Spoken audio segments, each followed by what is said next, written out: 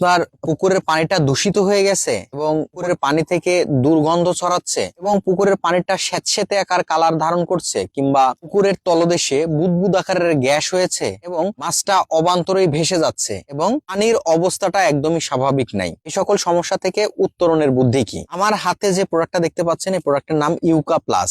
এটার কাজ কি? এটা হচ্ছে আপনার মাটি এবং পানির দূষণ রোধ করবে। আপনার পুকুরের পানিতে যদি দুর্গন্ধ থেকে থাকে, দেখবেন যে আপনি যখন হেঁটে যাবেন প্রজেক্টের পাশ দিয়ে, তখন দেখবেন একটা দুর্গন্ধ আসছে আপনার পুকুরের পানি থেকে। এই দুর্গন্ধ খুবই খারাপ, যেটার কারণে মাছের যে বসবাস, আবাসস্থল, সেটা স্বাভাবিক অবস্থা ব্যাহত করে এবং মাছ খাবারের প্রতি অনাগ্রহ পোষণ করে, মাছের দ্রুত ওজন বৃদ্ধিতে হ্যাম্পার করে থাকে এবং রোগ প্রতিরোধ ক্ষমতাটা কমে যায় এবং অবান্তরে মাছ কিন্তু ভাসে। তার মূল কারণ কি জানেন? পুকুরের পানিটা সুস্থ স্বাভাবিক না থাকার কারণে পুকুরের তলদেশে যে বুদবুদ আকারের গ্যাস হয়ে থাকে, প্লাস হচ্ছে একদমই পানিতে দুর্গন্ধ লেগে আছে এবং পুকুরের পানি স্যাঁতসেঁতে কালার, লালচে আকার হয়েছে।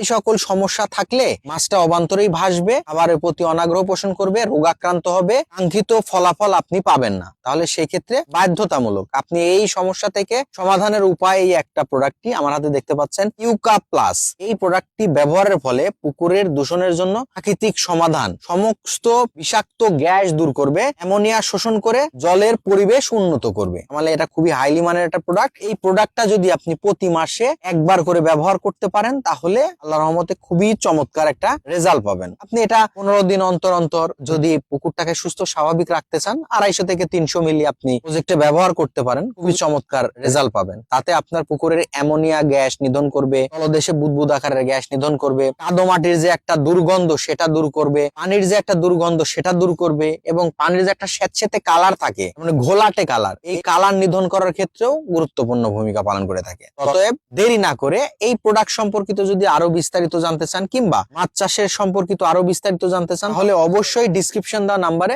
যোগাযোগ করবেন। সবাই ভালো থাকবেন, সুস্থ থাকবেন, মাছের যত্ন নেবেন। আসসালামু আলাইকুম ওয়া রাহমাতুল্লাহ।